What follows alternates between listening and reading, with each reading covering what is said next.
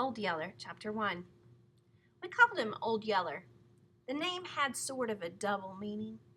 One part meant that his short hair was a dingy yellow, a color that we called yeller in those days. The other meant that when he opened his head, the sound he let out came closer to being a yell than a bark. I remember like yesterday how he strayed in out of nowhere to our log cabin on Birdsong Creek. He made me so mad at first that I wanted to kill him. Then later, when I had to kill him, it was like having to shoot some of my own folks. That's how much I'd come to think of that big yeller dog. He came in the late 1860s, the best I remember. Anyhow, it was the year that Papa and a bunch of other Salt Lick settlers formed a pool herd of their separate little bunches of steers and trailed them to the new cattle market at Abilene, Kansas.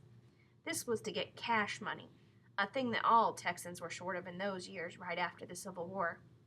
We lived then in a new country and a good one. As Papa pointed out the day that men talked over making the drive, we had plenty of grass, wood, and water. We had wild game for the killing, fertile ground for growing bread corn, and the Indians had been put onto reservations with the return of the U.S. soldiers to the Texas War. In fact, Papa wound up, all we lack having a tight tailhold on the world is a little cash money, and we can get that at Abilene. Well, the idea sounded good, but some of the men still hesitated. Abilene was better than 600 miles north of the Texas hill country we lived in. It would take months for the men to make the drive and ride back home. All that time, the women folks and the children of Salt Licks would be left in a wild frontier settlement to make out the best they could. Still, they needed money, and they realized that whatever a man does, he's bound to take some risks. So they talked it over with each other and with their women and decided it was the thing to do. They told their folks what to do in case the Indians came off the reservations, or the coons got to eating the corn, or the bears got to killing too many hogs. Then they gathered their cattle, burned a trail brand on their hips, and pulled out on the long trail to Kansas. I remember how it was the day Papa left. I remember him standing in front of the cabin with his horse saddled, his gun in his scabbard, and his bedroll tied on the back of the cattle. I remember how tall and straight and handsome he looked, with his high-crowned hat and his black mustaches drooping in cow-horn curves past the corners of his mouth. And I remember how Mama was trying to keep from crying because he was leaving, and how little Arliss, who was only 5 and didn't know much, wasn't trying to keep from crying at all. In fact, he was howling his head off, not because Papa was leaving, but because he couldn't go too. I wasn't about to cry. I was 14 years old, pretty near a grown man.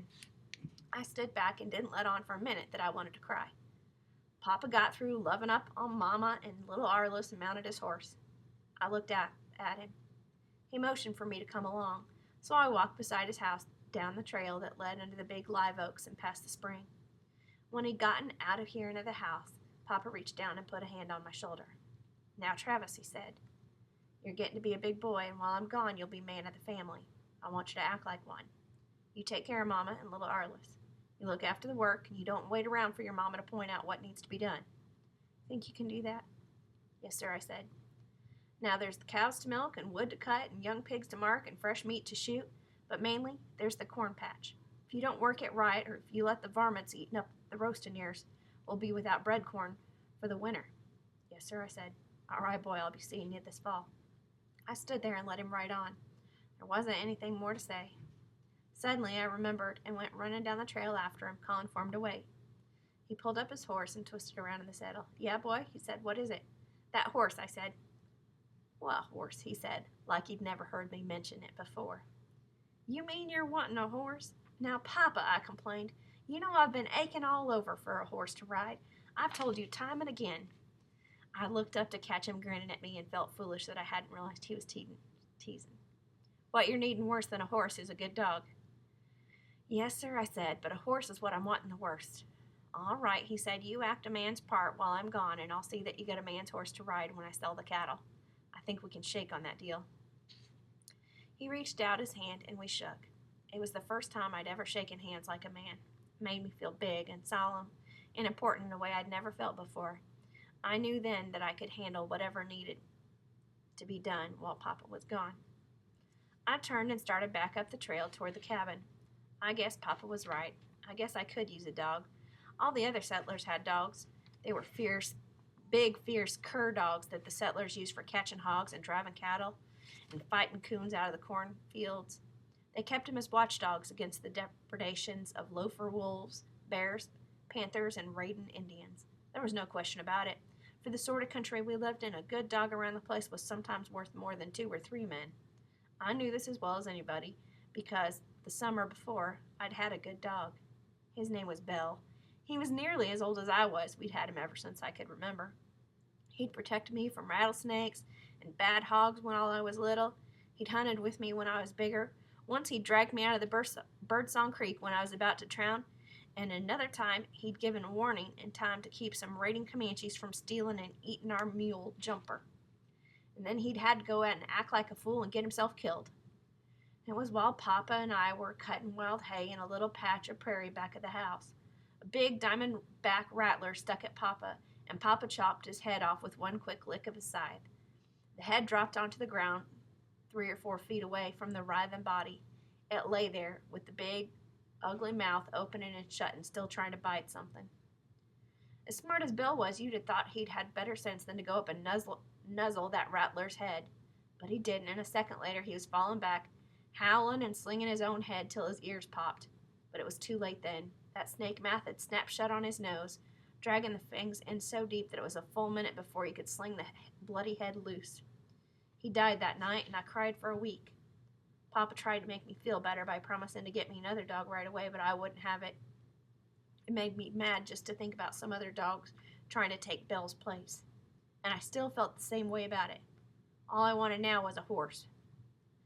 The trail I followed led along the bank of Birdsong Creek through some bee myrtle bushes. The bushes were blooming white and smelled sweet. In the top of one, a mockingbird was singing. That made me recollect how Birdsong Creek got its name. Mama had named it when she and Papa came to settle. Mama had told me about it. She said she had named it the first day she and Papa got there, with Mama driving the ox cart loaded with our house plunder, and with Papa driving the cows and horses. They'd meant to build closer to the other settlers over on Salt Branch, but they'd camped there at the spring, and the bee myrtle had been blooming white that day. It seemed like in every bush there was a mockingbird singing his fool head off. It was all so pretty and smelled so good, and the singing birds made such fine music that Mama wouldn't go on. "We'll build right here," she told Papa. And that's what they'd done. Built themselves a home right here on Birdsong Creek, and fought off the Indians and cleared a corn patch and raised me and little Arliss and lost a little sister who died of a fever. Now it's my home too, and while Papa was gone it was up to me to look after it. I came to her spring that gushed clear, cold water out of a split in a rock ledge. The water poured into a big pot-hole the size of a wagon bed. In the pot-hole, up to his ears in the water, stood little Arliss, right in our drinking water. I said, "Arliss, you get out of that water." Arliss turned and stuck his tongue out at me. "I'll cut me a sprout," I warned. All he did was stick his tongue out at me again and splash water in my direction. I got my knife out and I cut a green mesquite sprout. I trimmed all the leaves and thorns off and then headed for him. Arliss saw then that I meant business. He came lunging up out of the pool, knocking water all over his clothes, lying on the bank. He lit out for the house, running naked and screaming bloody murder. To listen to him, you'd have thought the Comanches were lifting his scalp. Mama heard him and came rushing out of the cabin. She saw little Arliss running naked. She saw me following after him with a mesquite sprout in one hand and his clothes in the other. She called out to me.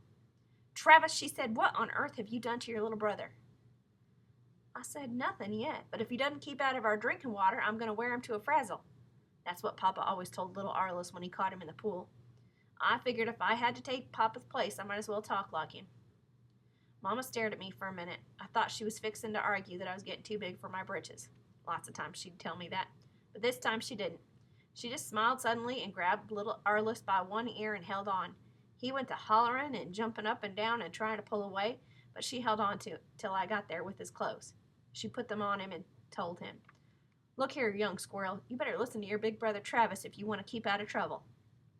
And then she made him go sit a while in the dog run. The dog run was an open, roofed-over space between the 2 rooms of our log cabin.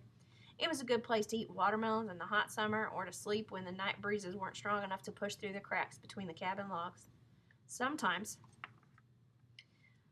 we hung up fresh killed meat there to cool out. Little Arliss sat in the dog run and sulked while I packed water from the spring. I packed the water in a bucket that Papa had made out of the hide of a cow's leg. I poured the water into the ash hopper that stood beside the cabin.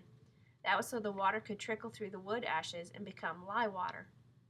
Later, Mama would mix this lye water with hog fat and boil it in an open pot when she wanted to make soap. When I went to cut wood for Mama, though, little Arliss left the dog run to come watch me work. Like always, he stood exactly in the right place for the chips from my axe to fly up and maybe knock his eyeballs out. I said, "You better skin out for that house, you little scamp." He skinned out too, just like I told him, without even sticking his tongue at me this time, and he sat right there till Mama called us to dinner.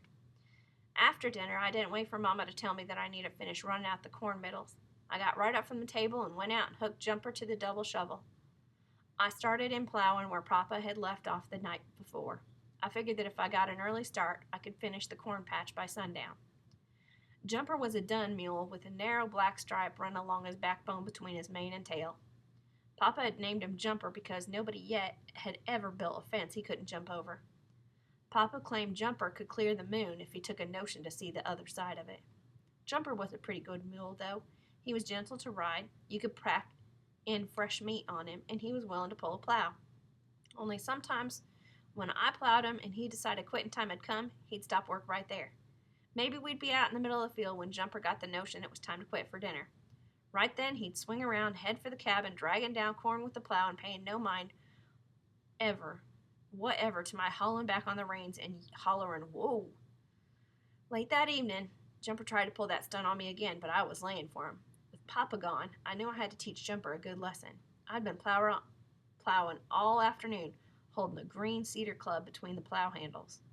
I still lacked 3 or 4 corn rows from being finished when sundown came, and Jumper decided it was quitting time. He let out a long bray and started wringing his tail. He left the middle he was traveling in. He stuck out through the young corn, headed for the cabin. I didn't even holler "whoa" at him. I just threw the looped reins over my shoulder and ran up beside him. I drew back my green cedar club and whacked him so hard across the jawbone that I nearly dropped him in his tracks. You never saw a worse surprised mule. He snorted, started to run, and then stood there and stared at me, like maybe he couldn't believe that I was man enough to club him that hard. I drew my club back again. "Jumper," I said, "if you don't get back there and finish this plowing job, you're going to get more of the same, you understand?" I guess he understood all right. Anyhow, from then on till we were through, he stayed right on the job. The only thing he did different from what he'd have done with Papa was to travel with his head turned sideways, watching me every step of the way. When I finally got to the house, I found that Mama had done the milking, and she and little Arliss were waiting supper on me. Just like we generally waited for Papa when he came in late. I crawled into bed with little Arliss that night, feeling pretty satisfied with myself. Our bed was a corn shuck mattress laid over a couple of squared-up cowhides that had been laced together. The cowhide stood about 2 feet off the dirt floor, stretched tight inside a pole frame that Papa had built in one corner of the room. I lay there, listening to the corn shucks squeak when I breathed into the owls hooting in the timber along the Birdsong Creek. I guessed I'd made a good start. I'd done my work without having to be told. I'd taught Arliss and Jumper that I wasn't to be trifled with, and Mama could already see that I was man enough to wait supper on. I guessed that I could handle things while Papa was gone just about as good as he could,